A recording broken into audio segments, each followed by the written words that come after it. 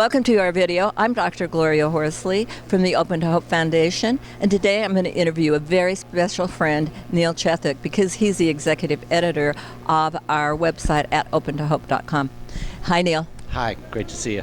Well, one of the things I wanted to talk to you today is about father loss, because I know you've written a book on that, and we find that the number one thing that is visited on our website of over 1 million visitors is parent loss, which is surprising. This isn't kids. This isn't kids who, are looking for help. It's adults who have had a parent loss. It's a lot more traumatic than people think, right, Neil?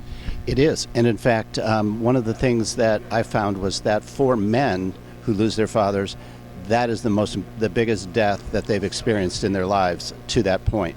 So it's one of those things where everybody often thinks, well, it's a natural order of things. Father dies, mother dies, and we go on.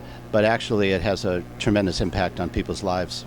Yeah, and we even find that it's people, if they're 90 or 100. I mean, it's a huge loss.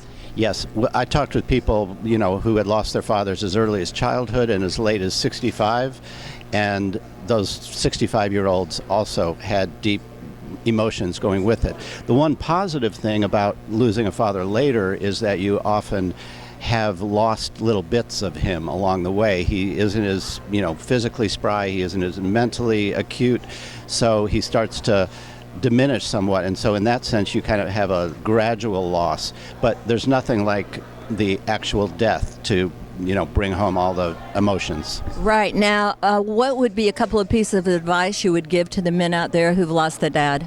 Well, the first thing is, don't try to grieve in a certain way. Particularly men, we're not crying, and so therefore we're not grieving, but actually men grieve in a very different way. We tend to grieve more through doing things. So I always recommend that if somebody has like their father's books or albums, music, that they listen to that, or if they have letters from their father, or if they have clothing. I wear my grandfather's ring. I have my other grandfather's watch. So those are things that we don't really think about, but they actually help in the grieving process. That's great. And I think that for women, you need to know that when your guys are doing this, that's their grieving process. Don't expect them to grieve like you do, right?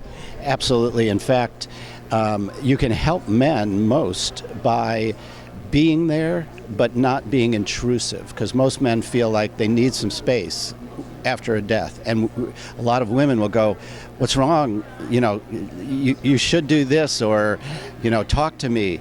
But I think the best thing that you can do is just a light touch, maybe even physically a light touch, and then saying the words like, "If you ever want to talk about it, I'd be willing to listen, and I don't have to say anything." Then I think men won't feel intruded upon. What great ideas. Now, your book's Father Loss. How can people get it? You can get Father Loss at my website, which is fatherloss.com, and it's available in bookstores pretty much across the country. And thank you, Neil, our fabulous executive editor from the Open to Hope Foundation. And we at Open to Hope want to remind you that if you've lost hope, please lean on ours until you find your own, and God bless. Thank you.